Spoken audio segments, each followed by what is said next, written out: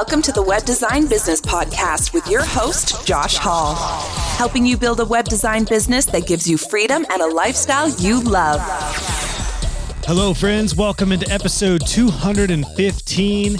Now, if you followed this podcast or followed my brand for a while, you have probably heard me say that I was not a planned business owner or entrepreneur. I kind of fumbled my way into business. And because I took a different path to growing my business, I have not always been financially minded. I've had to really work at that. I've had to become a business owner. I've had to learn about what to do with money, how to invest it, how to grow my business effectively. These are all things that stemmed from having a background that was not business related. And like a lot of you are probably like me, you're kind of considered an accidental entrepreneur. So if that's you, first of all, you're not alone. But second of all, we need to take finances seriously. And I wanted to bring somebody onto the podcast to have a talk specifically about building your profit, doing right things with your business finances, and also growing, as you'll find out, your personal wealth alongside your business. So I'm so excited to bring on Sarah Young, who is the owner of Young Plus Co. She is a virtual CFO, Chief Financial Advisor, and a CPA. She's also the host of a really cool new podcast called the Profit Plus Prosper podcast, which you will hear yours truly on here soon.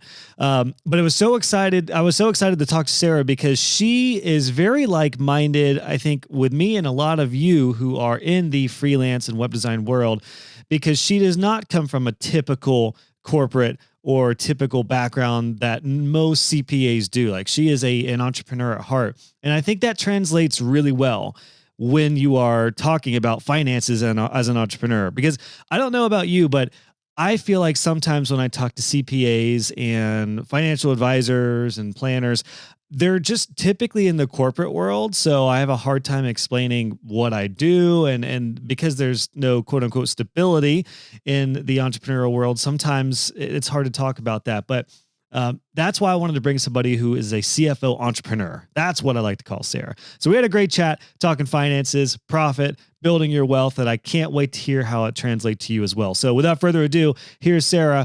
And be sure after this episode to check out her podcast, the Profit and Prosper podcast. And again, I'll be on there soon, so I hope you enjoy my chat with her. But for right now, here's Sarah. Let's talk money.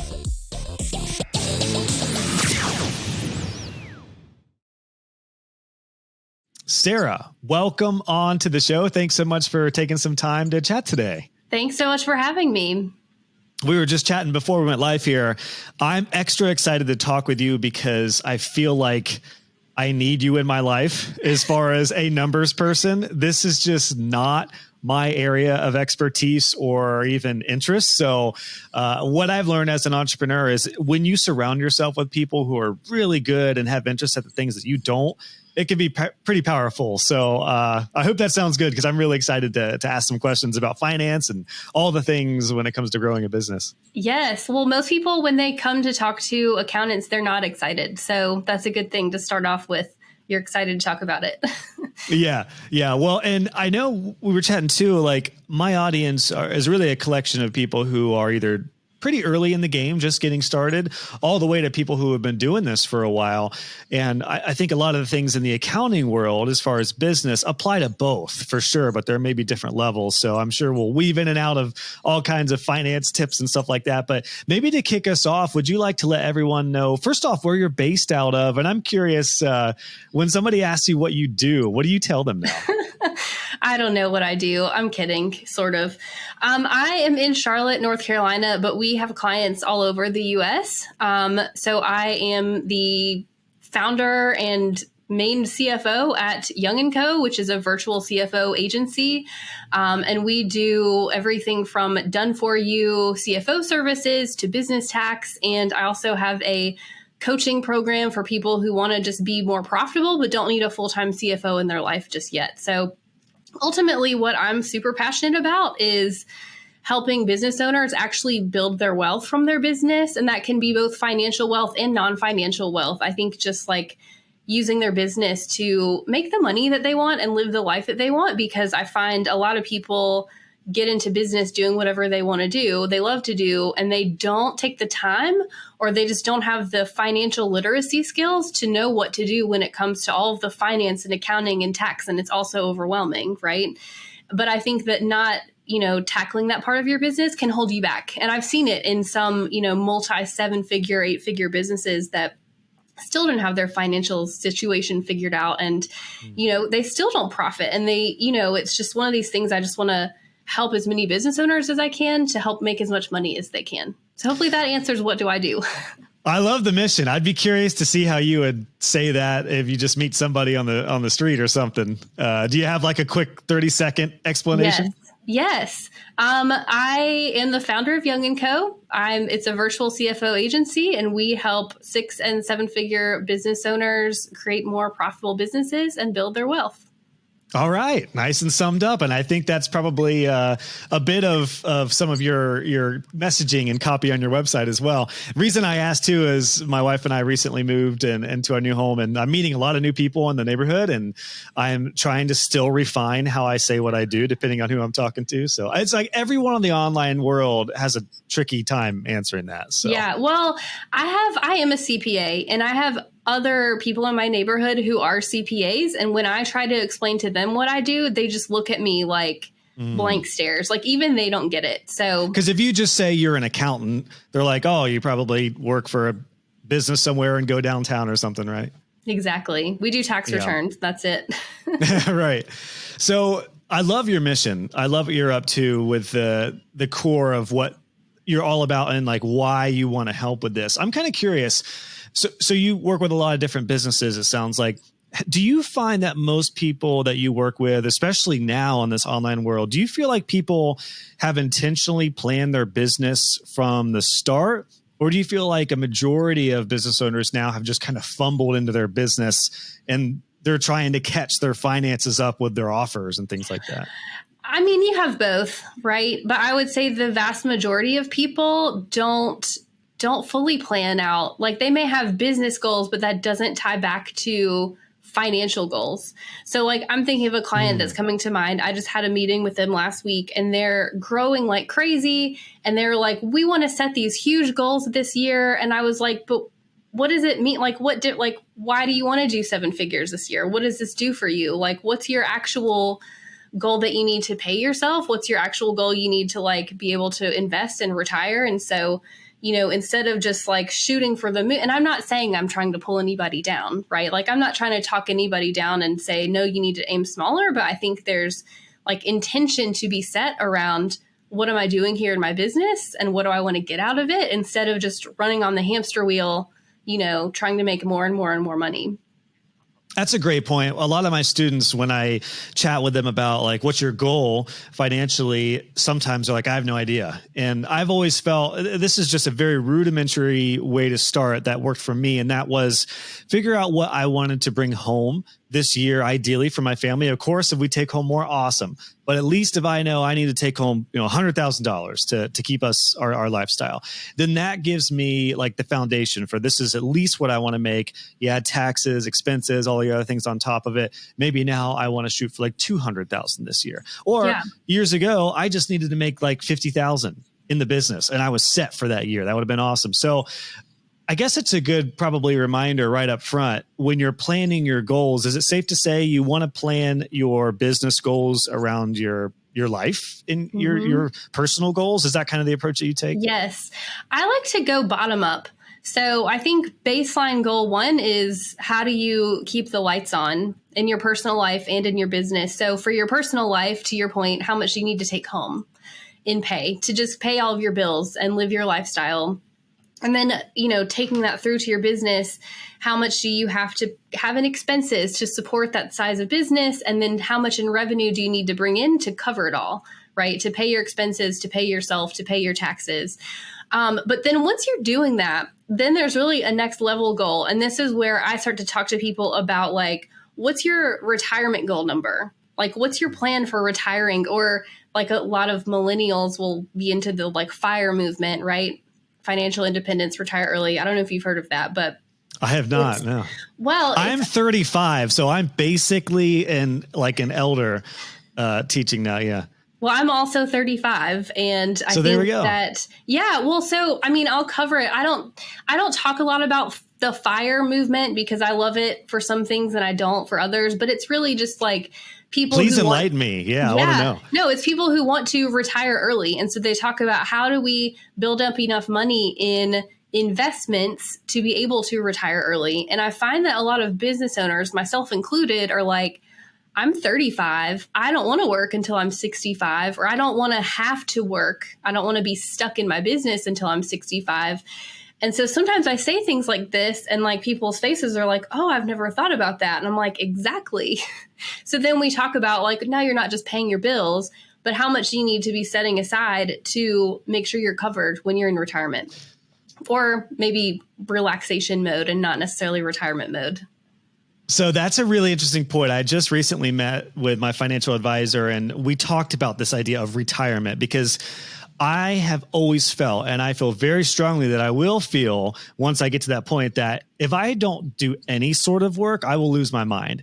I'm not a workaholic by any means, but I just enjoy especially now I've crafted what I love to do. And I realize things are going to look likely very different at 65, but I'm never going to be one to just do nothing and have absolutely no sort of projects going on. I thrive when I have a project going on.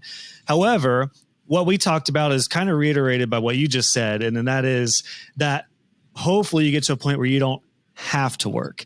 So you can, is that fair to say, like you want to help people like give the freedom to where you can work? If I want to have a project, or if I want to do some coaching, if I want to write a book, I don't know what podcasts are going to look like in 30 years, but if we want to do something like that, then I could still do it, but I don't have to do it. Is that that how you approach retirement? Because retirement is so interesting in this online world. Because I'm the same way. I'm going to keep working. I'm going to keep doing, because I love what I do now and I don't want to stop doing it. But there's a difference in doing it because I have to keep the money coming in versus doing it just for fun, right? So I think I have worked with business owners who have gotten stuck in their business because they did not make this plan.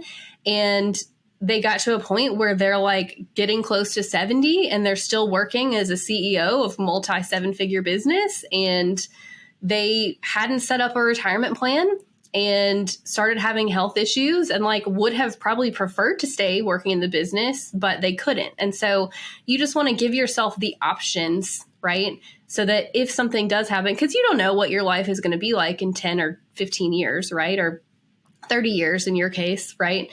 So you just don't want to be stuck there, like relying on the cash flow in your business to come in to support your lifestyle. But then you are the one that has to be in the business to generate the cash flow, right? Gotcha. I was just going to ask you what you meant by stuck. I think you just summed it up there. It sounds like if you put yourself in a position where everything relies on you, you are kind of stuck. I guess that's the way to summarize that, isn't it? Like you literally put yourself in a box to where the entire machine needs you to run. Yes, exactly. Which is dangerous around retirement time. It is. And it's hard. I mean, I talk about this with so many people and I get the look, on their faces. It's like, but I love what I do. Like, this is not a problem. Like, it's not a problem now, but we just don't want it to be a problem in 10 years or 20 years. Right. And it takes time to build up millions of dollars in net worth that we need these days to be able to retire. That's a good point. So there are probably folks early on listening to this that are like, thank goodness I'm listening to it now. There might be folks who are a little bit later on in their journeys too. And they may be, 40s, 50s, 60s. I have a couple students who are in their 70s. Like, what's some of the advice for folks who are a little later on in the journey? I'm sure there's a lot of different ways this could go, but I'm really kind of curious for folks who might be in that little more advanced stage in their journey and life in general. Like, what do you recommend for them?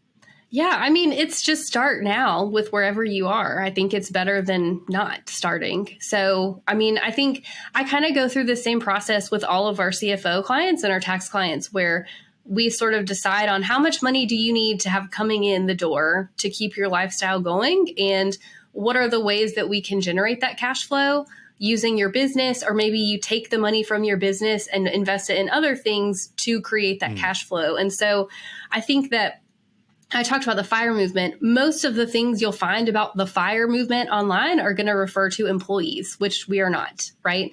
And so the nice thing about not being an employee is you have a lot of potential for cash flow in your business. So that could mean selling your business. So you build it up, right, to a certain point, and people will pay you hundreds of thousands of dollars to buy your business from you. And that can go a long way towards funding a retirement plan, right? If you've not thought about it. And at the same time, if you build a business that is profitable enough for people to buy it from you, you can take some and start contributing it to retirement accounts, brokerage accounts, buy real estate, whatever it is, so that between the two, you're covered.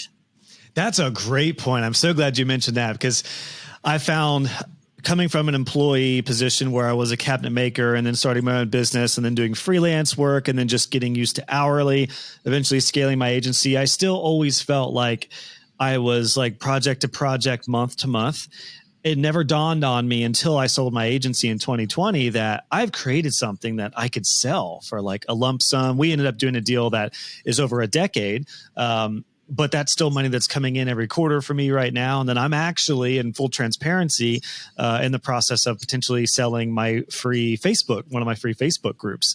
That was an asset that I started in 2016 that now is likely going to give me kind of a windfall. So it's a great point. I say that to say, like, there's a lot of people listening who probably aren't aware that they're building something that could be sold eventually. And yeah, later on, that sounds like a great way to help the retirement cause if you can build something that you could sell within a handful of years or whatever it is. Yes. Yeah. Most people don't think about it, and they think, one day I'll figure it out later, or I'll just walk away and shut it down. But I'm like, if you build something that has cash flow coming in, like, people will buy that from you. And that is definitely worth something. Yeah. I love that. Great reminder. Like, really, really good reminder, especially I think advice for folks a little older and a little later on in the journey. It's like, you still have plenty of years, and sometimes it doesn't take that many years to create something that you could potentially sell. So I hope that's empowering to folks on that end of the spectrum. Now, on the other end, the people who are early on, most people don't even, like, I didn't really seriously start thinking about retirement to like my late 20s. So that's kind of when I started. Of course, yesterday is the best day to start saving for retirement, I'm sure. But what's your advice for like the folks early on? And then I want to transition to some business goals and stuff. Yeah. But just as a principle, like the folks who are in the early 20s and stuff might be like starting their business. What's your advice when it comes to like long-term thinking? Yeah, I will say I didn't mean to come on here to talk about retirement, but I'm happy to. Yeah, it's important. I mean, it's really important because honestly, when you think about goals, business finances, like where's it going to end? What's it all going to? I think it's an important thing to hit on for sure. I think it is, because then it backs me into, as your CFO, how do you need to structure your business, and what does your profit need to look like in order to hit those goals, so that we can do it with intention instead of just going full force ahead. So if I'm talking to somebody who's earlier on, so somebody who's, late 20s to mid 30s, late 30s, or whatever, they've got 20 plus years to retirement, I think I ask the same questions, right? Like, what do you want? And even if you don't know what you want your life to look like in 20 years, I think what I like to work on is, number one, figure out what is your sort of target retirement number, a ballpark, right? You can find calculators online that will tell you that. And then we kind of do the same exercise of backing into what you want that to look like. But the caveat is, if you want to be like me and retire early, if you have all your money into retirement accounts, you can't access most of that before you're 65. And so we have to start thinking about, how do we diversify that so that you have money for after you're 65, but then also some before you're 65. And that's part of why, like, I do our CFO services with tax included. So we do full service so that we can have those conversations, because building in the tax strategy into all the implications of all the different things you do is super, super important. And I work with people who, they get through their first couple years of success in their business, and a lot of them start hoarding cash in their bank account. So a lot of my tax clients, when they come to me, they're like, I've got 50, 60, 70. I have one recently who had $100,000 just sitting in her cash in her bank account. She's like, I just don't know what to do with this. And I was like, oh, yes, this is what I love to do, right? Yeah. Like, what are you going to go put $40,000 towards? right? We have to get clear on the end goal. So I think ultimately it's the same thing, but designing your business around, like me as a mom, I have a 2-year-old. I don't want to be working in my business all the time because I need to have flexibility to take care of him. And, I'm coming out of being sick and he was sick and we just have to have that flexibility. That business model that I need to be successful is very different from, a 20 something who's single and doesn't have kids and wants to work more hours, right? So designing all of that with your goals in mind, right? Designing your business to make the money you need and also structured in a way so that you're not, unable to hang out with your family or do whatever's fun for you. Yeah, no, it's great. You got to have the end goal in mind, even if you don't know exactly what the goal is going to be. I've definitely been reminded, including this conversation, with the fact that it's not that I'm going to retire and do nothing at 65. It's just to have that option to where you don't absolutely have to work if you don't want to. I think for younger folks, it's really important to learn. I'd love to actually ask a tactile question. What is the importance of compounding when it comes to investing and saving for retirement? Because years ago, once I started making some money, I kind of felt like I'll put more in like later when I start making bigger money, and then I'll have a lot more to throw in later. But I realize in the very limited reading and deep dives I've done in the financial world, there's this term of compounding that seems to be really, really beneficial. So where does that come into play? Yes, it is incredibly important. It's like Finance 101. If I could teach you a handful of topics for Finance 101, it would be diversification and then compounding, compound interest. So, high level compound interest means I put $100 in and I get, let's say, a 10% return on that in a year. So that would give me $110. And if I leave the full $110 in my account, then I get another 10% on that the next year, which would be $11. And so in year 1, I got 10. In year 2, I got 11. And so let me see if I can do this math on the fly. So I had 100, then 110, then $121. And so 10% on top of that is $12. And if I keep going after a certain amount of time, it goes from like 10, 11, 12 to like 20, 30, 50, 100. Like the compound interest just keeps growing exponentially. And I actually read this book a couple months ago. It was called, God, what was it called? The Power of Money. I don't remember what it was. It was by this author called Morgan Housel, but he's a journalist that covers like business and finance. And he was talking about, it was the psychology of money. That's what it was. Ooh. And he was just talking about like the psychology of money. And he gave this example of Warren Buffett, who is one of the richest people ever. And I think the math was he earned like 90 or 95% of his wealth after the age of 65 due to the power of compound interest. And like, he's a billionaire, right? So, it was 90 or 95%, I think. Like, I could go find the stat in the book, but something crazy because of compound interest. So I like to tell people, even if you feel like you can't invest a ton, like I would rather see people put in $25 a month or $50 a month or $100 a month, like something small just to get that going, right? Because of that, the impact of that. Gotcha. Oh, it's such good advice. And we're getting into kind of personal, but business as well, because hopefully business is going to be the tool that allows us to personally invest. Are there differences between investing, or I guess obviously there are, but what is the difference between investing on the business side versus investing in the personal side? I know this may vary drastically, but what have you seen are like common investments like on the business end of things? Yeah, well, investing on the business side is really, I think, about spending your money on things to intentionally grow your business and get an ROI. So an example would be, I'm trying to think if there's one. The one that's coming to mind is me. So I have a group program that I've run through a few times, and I was talking to my husband. He's like, honestly, we have cash sitting in our personal account. Like, what if you use this and put it into like a copywriter and get the sales page redone and the emails and run some ads, like get a really good ads person? Cause like we sort of have the formula that we know works. And he's like, if we put in 20 grand, like, could you get 100 back? Right. When it comes to business investing, like the risk is definitely higher, right? Because there's definitely the risk that like this won't happen. Although I try to, when I invest things like that, I try to make it in something where I've proven out, at least like to an extent, that it will work, right?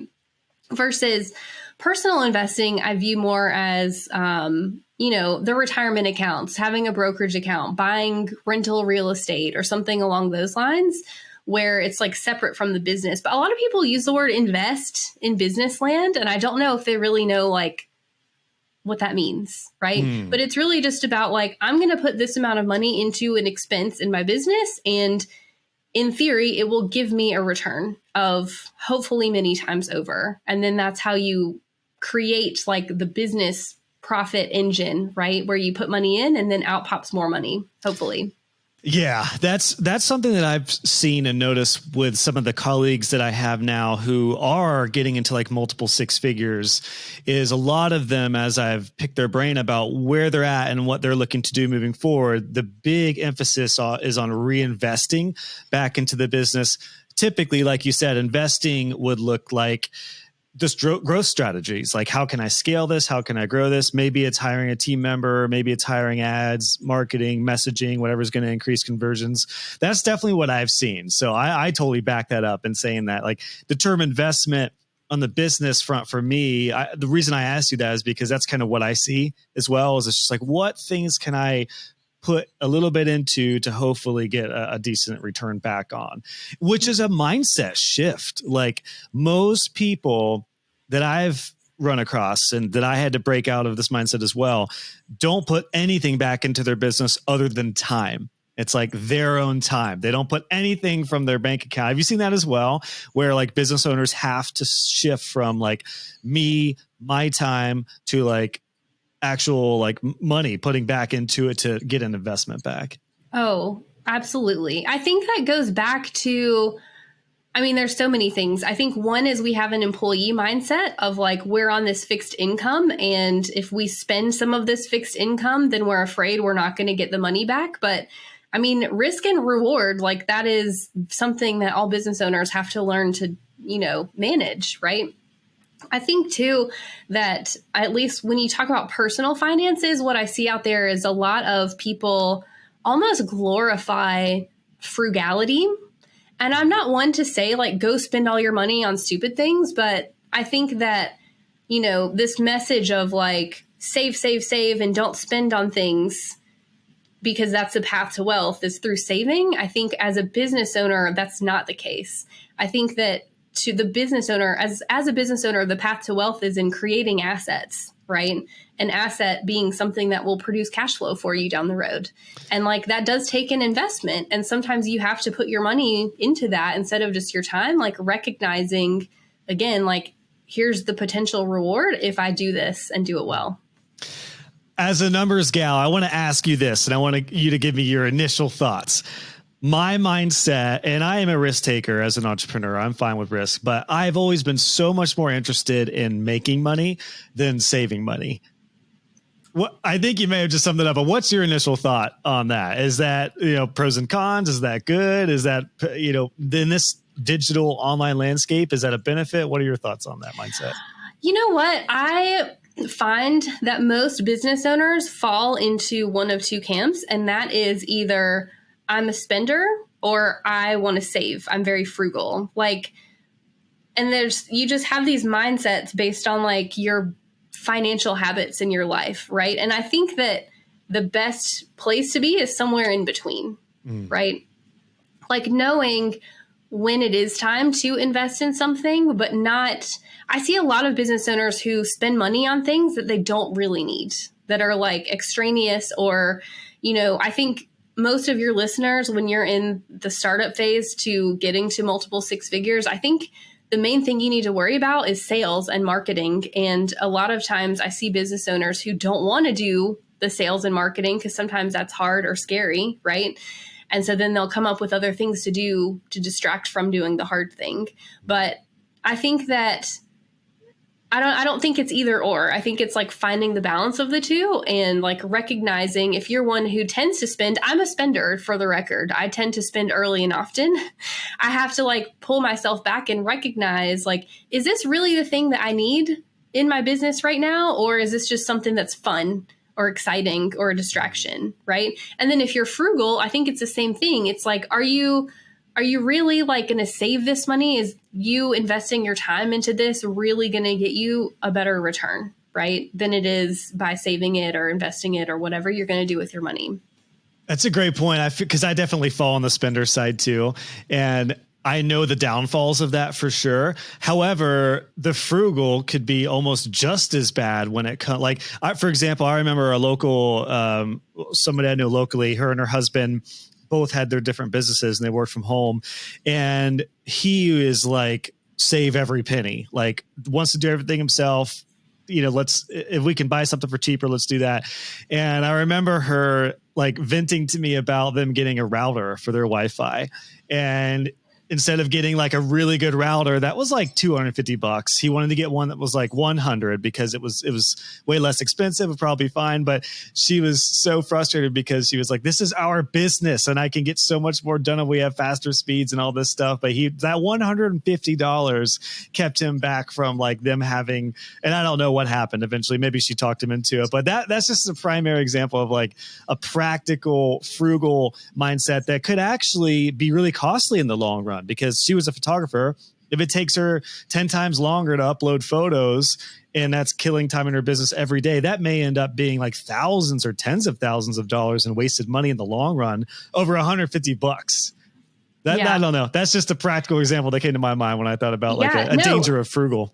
Stuff like that happens all the time. Like, I'm not ever going to guilt anybody over your like $14.95 Canva subscription, like maybe you need it, maybe you don't. Like, those are the things that are not really going to move the needle, right? But I don't know. I think that a lot of that just comes back to your like money mindset. So I will tell you, I came from Deloitte. I worked at Deloitte for about 4 years, and then I worked in the corporate world for another 4-ish years. And making this shift to understanding like your mindset as a business owner was really tough for me because I come from this world of like very black and white and, buttoned up corporate land. But the more that I'm in business, the more I realize like your money mindset, which is what you have developed since you were a kid, right? Think about how you were raised. Like, how did your family talk about money? Like, just all of that, how that impacts your business today is very, very real, right? Because it impacts all of your thoughts and all of your decisions that you make every day. It's everything. It's true. It really, like, your entire business revolves around your money mindset. It's 100% true, especially obviously when it comes to your price points and your value and your worth and sales. Like, if you feel like, I feel weird talking about a $3,000 website, guess what? You're probably not going to sell many of those websites if that's your money mindset. Gosh, what a good point. Yeah. Yeah, no, you're right. I think that the longer I'm in business, the more I'm like very into this whole like woo mindset deal. I think it's super important. So, which is funny as a CPA. Yeah, that's true. Yeah. Well, I'm sure you see I'm sure you see every possible money mindset as well. And this kind of segues into a question I wanted to ask you, which is planning and like goal setting. I am fascinated by goal setting because there's every sort of conflicting information and recommendation out there about how to plan and how to set goals. So you said earlier, like, you don't want to make anyone limit their mindset with their goal or anything, but I also think there's a lot of benefit to thinking bigger. Where do you fall, and what have you seen work well with people who, set a goal and either hit it or exceed it? I guess the question is like, how big do we think? How realistically do we think when it comes to setting goals? I like to know both. And it's because I see a lot of people who are like, I ask them, what's your goal? It's one of the first things we talk about with my new clients. Tell me about all of your goals for your business. And inevitably, if they're just starting, they say, I want to make $100,000. And then once they get to 100, they say, I want to make $1 million. And then once they get to $1 million, I want to make $10 million. And I'm like, but what is the goal really? Right? Instead of, I think we like focus on these sort of vanity metrics instead of actually stepping back and asking ourselves, like, what do we want out of this? Right? So I think that, here's what I do. I know my sort of baseline minimum level of revenue that I need to have coming in every month in order to pay my team, run all of our stuff, pay my office rent, pay myself what I need, to pay my half of our personal bills and all of that. Right. And I have that number in my mind as like, I need to do at least this much in revenue. So that's kind of goal number one I like to set with people is know the minimum, right? Because I don't want us to fail. Because if you're making less than that, like, you're going down the path to failure. We want to get at least there. Then I like to say, I go back to my sort of freedom number, my retirement goal, and I have in my mind two numbers. So my one number is $2.5 million in net assets between me and my husband. And that would pay just all of our normal ongoing expenses. And so I have that in my head as like, okay, I need to somehow get to $2.5 million between the two of us, right? By selling my business potentially one day or making retirement contributions along the way or some combination of the two. Then I have my next level goal, which is like $5 million because my ultimate like life goal is, and if any of you ever go listen to my podcast after this, you'll probably hear me talk about it all the time. But my goal is I want to have a lake house with a boat. And so like the $2.5 million goal will probably not afford me a lake house, but a $5 million goal would. And so I sort of have these different level goals. And that's not, again, to say like to bring me down from saying 5 million is the goal, but it's like if I get to 2.5 million, right, that sort of changes my mindset around, okay, to go from 2.5 to 5, like that's a nice to have, but not a must have. Gotcha. Right? So hopefully that answers the question.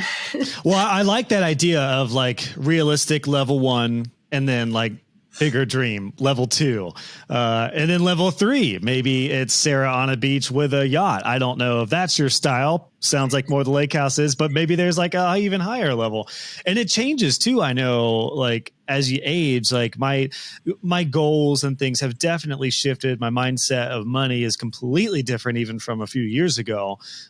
So knowing that will likely change as well. I love the idea of having like a couple different tiers of long-term goals, and then being able to like, maybe you get to a point in business where you're like, oh, I can do the 2.5, let's go 5. Like maybe that suddenly becomes so much more clear. I love that idea. And we'll definitely, I'll mention this, throughout, but your podcast is the Profit Plus Prosper podcast, right? Yes. Profit and Prosper. Profit and Prosper. Yep. So we'll have that linked in the show notes. Definitely recommend that. I actually listened to a couple episodes before having you on. So that's what got me extra excited about talking about money and finances and retirement and all these things. Because it's such a good reminder too. I did an episode a while back. I'll have to double check. I think it was episode like 16 or so with my actual financial advisor. But that was a long time ago. So sometimes it's really good to just bring back up these topics and get fresh perspectives on everything, especially when it comes to goal setting. Now, I'm curious.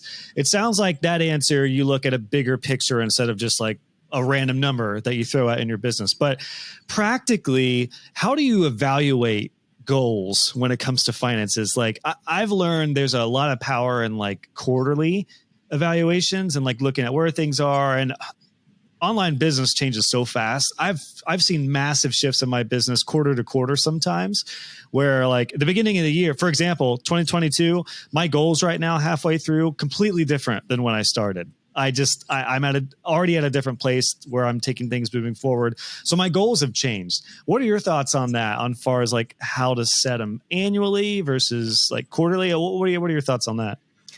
Yeah, well, I think that, I'll use me as an example because it's easiest, right? If I know that my goal eventually is $2.5 million, and I need to know where my end goal is and where I'm starting from.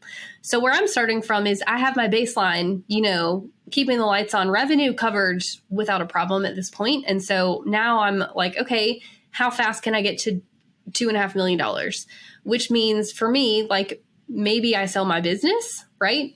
Maybe I can sell it depending on, the size for $1 million. That gets me halfway to my goal. And then I have to step back and think, well, if I want to sell it for $1 million, what do I need to do to be able to sell it for $1 million? And what can I put into place this year? And I think that comes back to, and sort of it serves two purposes, right?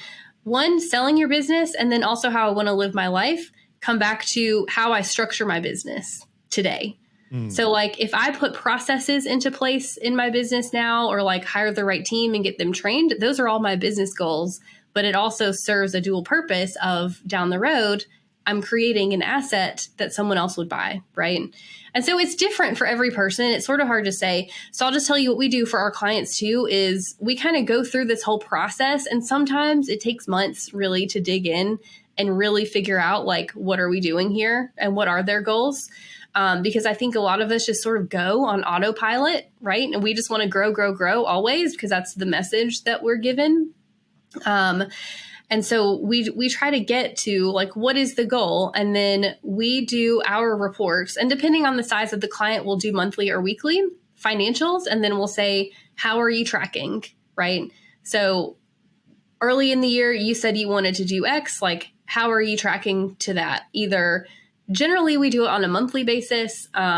Sometimes with the bigger ones, we'll update like weekly, with just a more fast, up-to-date pulse of what's going on, because they have more moving parts when they're multi-7-figure business. But I mean, ultimately, it's kind of the same process. So hopefully that answers the question.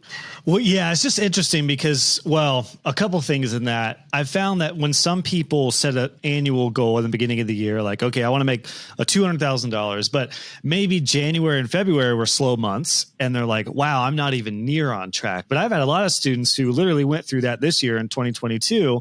But then March and April for several students I know were like wild. So not only did it like even them out, but they actually made a lot more than they got further than they thought they were going to be 4 months in, whereas 2 months ago they were freaking out. So I do think it probably bears worthwhile mentioning that, like, I've learned to take things quarterly because generally you get a better scope of where things are at.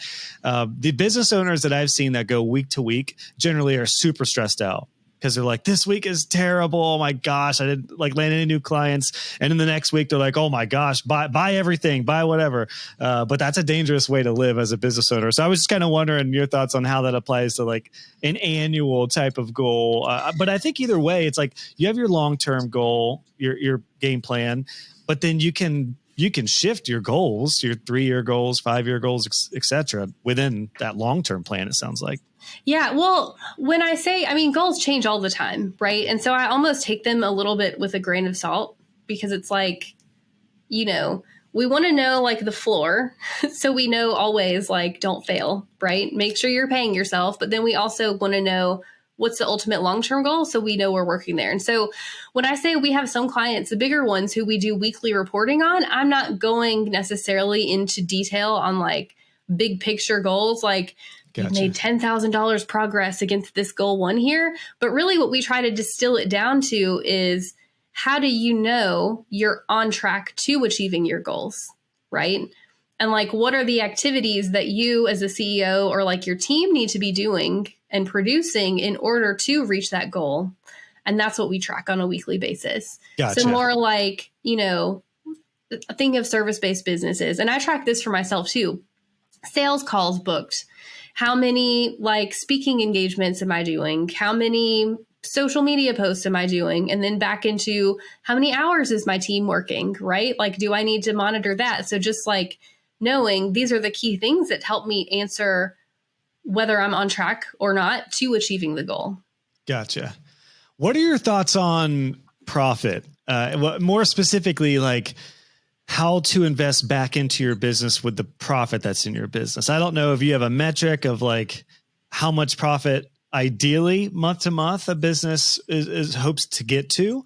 But what are your thoughts on that? Kind of a general question, but like, do you hope that a business makes like 30% profit, for example, and then with 30% of that revenue, like let's say they need $10,000 to make, or let's say they need like $7,000 to cover everything and pay themselves a month, and then they make 10,000. So you got 3,000. What do you do with that profit? And second question would be like, is there an ideal profit margin? Yes. And it depends on the business and it depends on the industry. So I will say, like, I love to do sort of industry benchmarks for clients, and some newer industries, like newer, I use in quotes because like web design isn't super new, but when I go and look up a benchmark report, like it's not there. Yeah. Like coaching doesn't exist. Influencers don't exist, right? In the reports yet. But I like to look at sort of like what's normal for the industry. So I also will say before I tell you, like my goal profit number is 10%, but I consider profit to be after you are paid. Gotcha. Because I think a lot of business owners take their profit as like, what's left over is what I can pay myself, right? But you forget that you're the one who's making the business go, right? Like you're the one who is creating the websites or doing the marketing, right? Taking the sales calls. And so like you have to make sure you're paid for that, one. And if your business can't afford to pay you for what you're doing and then also have a profit left over, then I think that's where we have a problem. And we need to figure out how to increase your cash flow. And that's what I found myself in. Sorry, I didn't mean to cut you off, which is I basically viewed all the extra money in the business for me. So my personal income went up, but then I just neglected investing back into the business. But that's what I'm teaching, students and hopefully folks here to think about. Yeah. So, I mean, there's no magic number as far as like out of that 10% or more profit. I find with service-based businesses, you can probably get higher than 10%. It depends on often how you're pricing, right? Whether like, are you doing high volume, low ticket tends to be lower margin, or high ticket but lower volume clients tends to be a higher margin service. But, 10% would sort of be the minimum. And then out of that 10%, that's where I think it's important to know your goals. Because if I have somebody who's like, I'm okay to just work for the next 20 years. I want to put my money into retirement accounts. That's one thing, right? I'm going to give them one piece of advice versus somebody who is more like me, who's like, I want to grow my business. I want to triple, quadruple every year, right? Like I'm really going after scaling, right? Which I don't love that word. I feel like it gets overused, but that's another conversation. I know. I don't know what else to call it. I know. Really don't, other than growing or... I just want to keep growing my business to reach my end goal, which is very different than just, wanting to live off a retirement account, which is also a totally fine goal. Mm-hmm. And so then I would say, okay, out of that profit, yeah, I am taking some and I'm reinvesting that back into hiring team members as I need to, or, doing ads, right? Marketing campaigns, trying to get more leads in the door, all that stuff to grow my business. So there's no like one size fits all answer, I don't think. Yeah, that makes total sense. I was just wondering if there was some sort of like average that you've seen, work pretty well, or I know it's very different for industries for sure. But. Yeah, I think at least 10% is generally across the board a good minimum. So yeah. Sales minus all your business expenses minus what you're paying yourself as your like normal salary equals profit. And hopefully that's at least 10% of your revenue. And that's the good thing about web design in particular is typically you can get a much higher profit margin because you don't have near as many expenses as some industries and brick and mortar shops. Even like most of my students work from home, so it's all remote. You can save a ton of money every month just by not having overhead if you should choose to go that route. Although it bears, like you're in a workspace, it sounds like, or have some office space, like there's a time and a place for that too. But all that to say, web design is fortunately a really good industry to be profitable because you can get there pretty quick. I'm actually kind of curious, what would be some of your tips that you've seen work well for people who just have not been able to grow their profit? Like they're making money, they're covering their expenses and stuff, but that's pretty much it. Like they're cutting it close. They're basically like a paycheck to paycheck salary worker, but they're their own business. What are some things that have you seen that have worked for people to get out of that hamster wheel of like barely any profit month to month? Honestly, the first thing that comes to mind for this type of business is going to be looking at pricing, probably. So I think that if your expenses are low, right? If you're not spending a ton of money outside of what you need for your personal, lifestyle expenses, then what I go back to is you're not making enough in sales, right? If you want to grow your profit, you don't have a ton of expenses to be able to cut, then that means you have to increase your sales. The fastest way I think to increase your sales is probably to raise your price, or, you can sell more. But again, I see a lot of service-based businesses And I work with a lot of women, as you can imagine. Women like to work with women when they can. I see this especially with women service-based business owners too, where they just don't price enough. And then there's so much guilt around raising the price, charging a premium, all of that stuff. So I would say probably look at pricing. And then if you feel like your pricing is good, then it, by default has to be, you need to get more leads in the door, right? So you need to reinvest back into marketing, probably. So a while back, I did a little 10-day challenge on how to grow your web design business and boost your profit. And tip number one, you guessed it, was raise your rates, even just a little bit. Like I remember on average, I was charging when I started, like I got to about $1,000 per website. Suddenly I just bumped up to like $1,500 on average. $500 per project for me.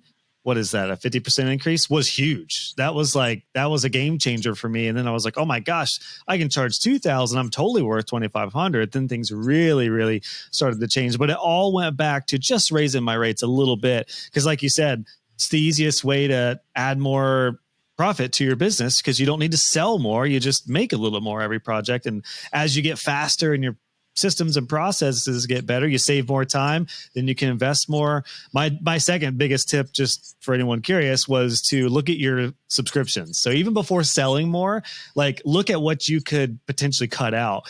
Raising your rates, cutting out a little bit of fluff that you don't need, maybe even that just saves you a couple $100 a month, but $2,400 a year. That's pretty cool. Look, I'm doing math. I feel confident with you, Sarah. I'm like able to do math on the fly, which is usually not the case here. You're doing great. I've had some rough ones on the podcast trying to do math on the fly, but those couple things. And then, then you can actually start selling once you just make a little bit of profit. I definitely totally agree when it comes to getting out of that hamster wheel of unprofitability, if we can put a term on it. Yeah. Well, I'll say, I won't go into my whole evolution of my business, but I started my business doing, because I'm a CPA, I started doing bookkeeping and tax prep because that's what 99% of CPAs do when they start their own business. And I quickly found that's a low profit business, right? That's a high volume, low ticket. Like it just burned me out. And that's what ultimately pushed me down the path of doing CFO work. And actually, you talking about the pricing brings me up to this example where I have a handful of, I'm going to use interior design as an example because I have a couple of clients on the newer end of the range and then on the higher end of the range. And when I was talking to one of the newer ones, I was like, you have to raise your prices. Like you can't keep doing, like you have your startup portfolio, you're good to go. Like you've done enough jobs, you need to raise your price. And I was like, what are you going to raise it to? And she said $3,000. And I was like, okay, for reference, I have other clients who are in the same industry as you who charge a minimum of $100,000 a client. And so like going back to like this shift in your mind of like, there are people out there who will pay literally, what is that, 33 times more for the same, ultimately like the same type of work, right? And so I think I have, thinking about web design, right? I have one client who just put, I think $35,000 into a website refresh because it was in desperate need and they are a multi-7-figure business, right? So again, for you web designers out there, like there are clients out there who will pay tens of thousands of dollars for a website, right?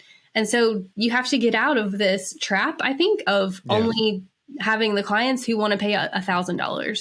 Yeah. The bigger ones exist. Yeah. You put yourself into a bucket that's really dangerous. I certainly learned that is you will attract the type of people depending on where your pricing is. And of course, I understand with people just getting started, you may not feel confident with going up to several thousand even yet, but you'll learn pretty quickly that you're very well worth that pretty quickly. And then you can start charging a lot more. And then I remember this is a lesson I learned early on too when it came to pricing. And this ties into this idea of like goals and finances and retirement and all this stuff is like, just because I feel like something is expensive doesn't mean my client feels like that. Somebody, I forget who recently on the podcast said, don't put your hands in your client's wallet. Like don't assume they have your mindset. I mean, the first couple times let them decide. The first couple times I sold $10,000 sites, I was like, wow, I can't believe that just happened. But then I realized number one, this was going to be very well worth it as an investment for them because they are making multi 6 figures or in some cases 7 figures and above. And then to them, that's not that big of a deal. Like they're thinking in different increments and they may be more established as a business owner. They understand this investment will likely make me maybe $100,000 this year. So it's worth 10,000. Yes. So yeah, I just wanted to bring that up when it comes to, raising your rates with the idea of like getting more profitable because it really all boils down to that. I want to say this, you just reminded me, one of my clients said to me, and this resonated. She's like, I grew up middle class, like lower middle class, right? And I did too.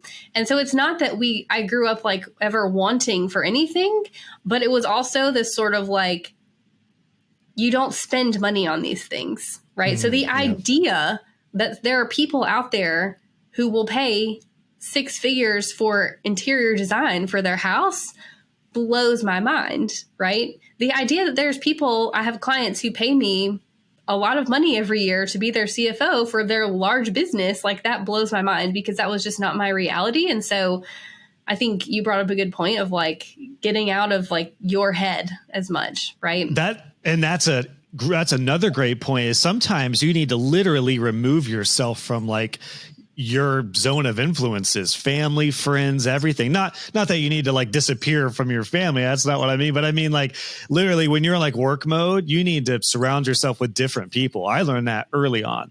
No one in my family or my circle of friends has any clue of this world. Like I don't, now I have new friends in the entrepreneurial world. Thank God, because when I hang out with like my quote unquote real friends, like people that I actually see day to day.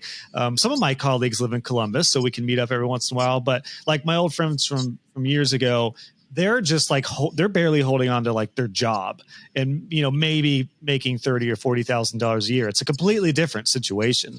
So you do have to sometimes recognize that your past and the people that you were around, while often well-intentioned, are not going to benefit you in the online world and as a business owner. I had to learn that early on. Did you ever have business owners in your personal network, or did you have to learn that as you kind of like me? Like, did you have to surround yourself with different people to learn that money mindset stuff? I have had a similar experience as you where I have had to bring in new business friends. And even like as my business grows, I have friends who are, solopreneurs and happy to stay that way. Meanwhile, I'm over here, like I'm trying to make $1 million next year. And so even within that, and it's not like I'm not friends with the solopreneurs anymore. I just also am trying to bring in more people who are a step ahead of me so that I can keep, raising myself up. But so one of my first CFO clients, and I did this work for free, was my father-in-law. And so I was sort of lucky in that regard because my family, nobody's a business owner.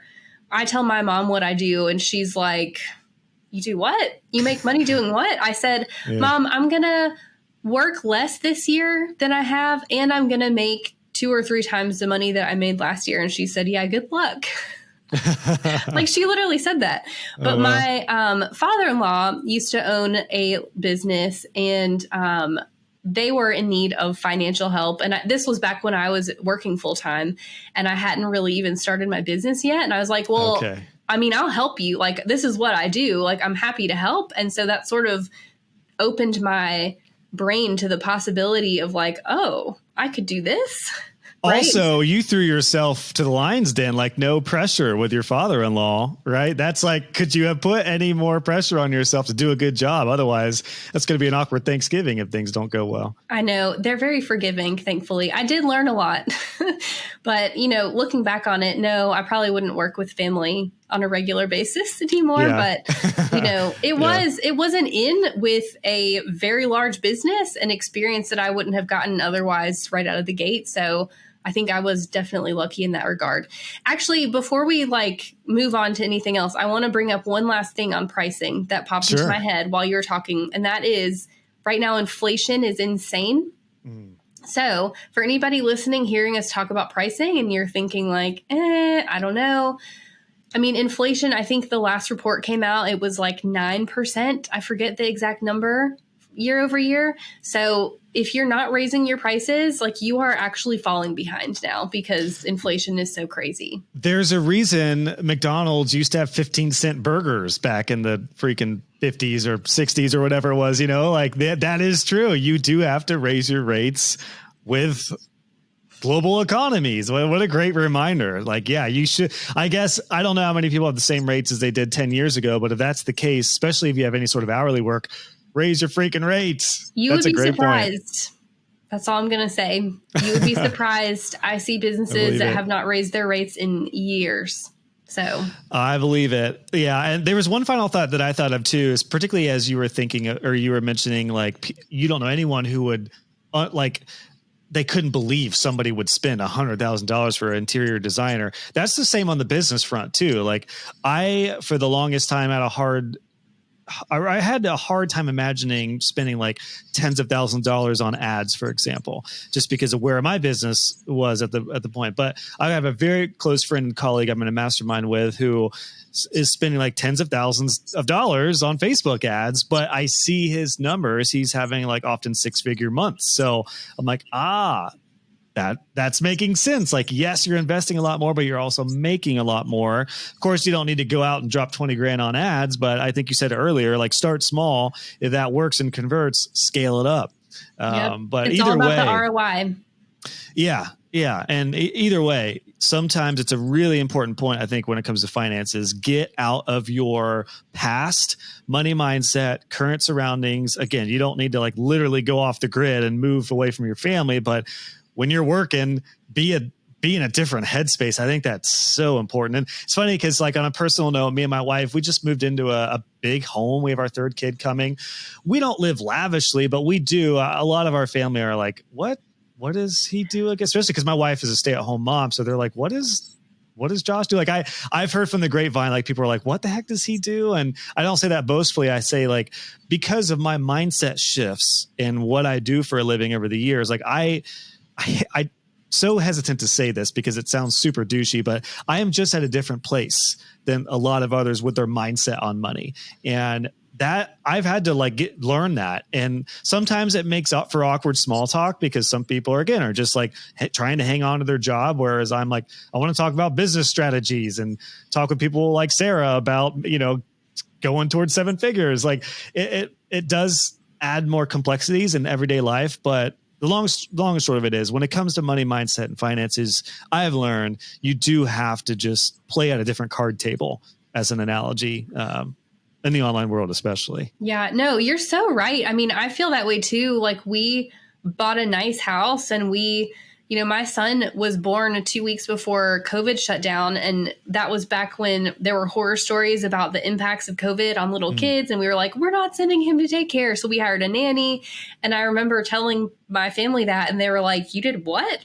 How much does that cost? And I'm like, yeah. I wish like this is one of my dreams is like, I want for people to feel more confident, like talking about, hey, I made $500K last year. What did you do? What worked for you? Like, my husband and I, we're legitimately actively looking at buying businesses. And I'd love to talk about that, right? Like we're going to put 50 grand into this thing over here. And like, here's what happened, not to brag, right? But more just to like help bring everybody else up, right? Have you found that the people who are weird and squeamish about talking about money just don't make much money? Yeah, well, sort of. I think there's that. I think that they are squeamish about it because they either have like shame over they don't have their own situation figured out or, guilt ingrained again back into your mindset of like, if I'm wealthy, if I'm making money, I'm somehow bad. I'm a bad person. I actually saw this Instagram post like several months ago back whenever all the billionaires were launching rockets into space. And somebody put an Instagram quote. It's like, I'm not here to make money in my business. I don't want to launch a rocket into space. And I'm like, there is such a spectrum from like not making any money to launching a rocket into space. Like, can we find a happy medium? But I also wonder, like some of the people who are the loudest about the big launches that they have and like, huge cash months, I also have to wonder if those people are also the ones who are insecure about money too, right? That's true. Yeah. I could definitely see that. I think it does boil down to personality types. The people I know who are really weird about talking about money typically just aren't focused on making money. So for whatever reason, maybe that's the case. I'm sure I know people who do have businesses that are much more hold tight, but I think I'm probably more like you. I'm an open book. Here we go. I made $300,000 last year. It's not because I'm like, look at me, but I'm like, that's what I made. That's what I've learned. How can I share to help others? Which I think that we both have a very aligned mission like that, not from a place of like boastfulness, but just like, here's where we are. Here's what we learned. Let me help you get there. Cause that's the other benefit of the online world is we are not now stuck to the people immediately around us in physical location. Like not that long ago, earlier when I said like, it's awesome because you can literally like move to a different card playing table. You can go to different types of people. That is because we have the online world now. Previous to that, maybe you could go to a networking group and a business to business group, but a lot of those places were like premium or like you had to invest. You had to almost be in a club to be able to get access to people like that at like really high rates that are not set for somebody with a beginner mindset. So there's so many options. Would you agree? Like that's what's so exciting about this is now with all sorts of online groups and communities and other avenues, even just listening to podcasts, you can literally change your mindset and enter into a whole new world, often with free resources or just low ticket type of, paid stuff. Oh, yeah. I mean, I had this conversation. I was on a sales call with somebody a couple of weeks ago, and we ended up talking for an hour because she's just really similar to me, like similar goals in her business. And we just sort of hit it off. And I'm like, I would never have met you in my real life, right? Like never, even if I went to all the networking events. And I've tried that and it's just so stuffy and it's so old school, right? I feel like, I don't know, I like the more new school way of thinking, which, online, like let's find our people, right? Wherever they are. Yeah. And that's the cool thing is like my next big phase of my business is meeting people online, but trying to do more in-person things. So like bringing them together. In Columbus, Ohio, there's a really great scene for entrepreneurs. So I'm getting a little more plugged into like meetups with other creators and stuff like that. That said, I still really enjoyed my networking group, I just happened to be in a really good group. Some of them are rough and good old boys clubs and really stuffy and feel like I should wear a suit. Not my style at all. But either way, whether it's online, the right type of people in person, like there are so many more resources right now, which I think is really empowering because the way you change your mindset is by getting new input. Like you're not going to change it yourself, right? Like you have to read books, listen to podcasts, do something else to get like new information and new thoughts. Yeah, no, I mean, there's a ton out there. And actually, as you were saying that, I was reminded, I have one of my staff accountants is in college right now. And she showed me her college schedule and she's in college for accounting. And the stuff that is on her schedule that she has to take is just a total crock. None of it matters in the real world. And she's like, honestly, I'm just learning so much more from just like being here and plugged into your business and seeing how you do things than I ever did in college. I'm like, I think that's just sort of the way of the future, right? Is like we have all these resources to learn online, whether it's finance or web design or whatever it is, right? Like, I think we can totally do that, if you want to. Yep. You can learn a lot more, a lot faster if you really want to these days, which is super, super exciting, especially for those folks who are a little bit later on in the journey who might be starting their web design business on the side at 60. Like good news, you don't need to go to a 4-year college program. That's why I have my courses. There's other resources out there. You can start selling websites for $3,000 in 3 months if you want to. So yeah, gosh, I love that, Sarah. It's a great note. Well, we've really covered a lot here. I know we didn't have an exact topic on mind, but when it comes to this world of finances and stuff, I love just weaving in and out of some of the things that I'm either challenged by or curious about. And I'm sure a lot of others are too. So thank you so much for sharing, in full transparency where you're at and a lot of really good resources and stuff. I have one final question for you, but We'll definitely link your podcast, which is the Profit and Prosper podcast with Sarah Young. Is there any other resource that you would like folks to go to? Is there like, your website? Where would you like people to go after this? Yeah. I mean, if you like podcasts, just go check out mine. I hope that I present, finance, business, money-making topics in an approachable way. I try to make it fun and not overwhelming for people. And if you are feeling like you need a CFO in your life or a tax person in your life and whatever you have or DIYing it doesn't cut it anymore, then go just check out my website. You can book a call with me on any page of my website. There's a link at the bottom. So go check that out and we'll link that. I'll send you the link too. Okay. Put in there. Yeah, definitely will do. And last question, do you have a final thought based off of this conversation? We've talked a lot, but is there anything that was nagging you that you just wanted to get out or any kind of sort of closing thought? We'll wrap this up here. Honestly, I think the only thing that's coming to mind is that I think business owners, when you're starting out, you tend to feel either like so overwhelmed by all things finance because there's so many rules and like you're afraid you're going to get arrested by the IRS if you do this wrong. And that either makes people stress out or like bury their head in the sand. And I'm here to say like it's not really that hard, right? It doesn't have to be that hard, especially if you get help in the areas where you need it. So hopefully in this conversation, I just hope that people feel like maybe it isn't as scary as I thought it was. And, I just don't want people to focus on the wrong things because I think that will ultimately lead to you just not making as much money as you can in your business. Oh, that's well said. That is very well said. A great way to end this one, Sarah. Thank you so much for your time and for sharing your knowledge and experience in this so far. And of course, we'll have everything linked in the show notes and definitely can't wait to keep in touch and hopefully do it again sometime. Thanks for having me.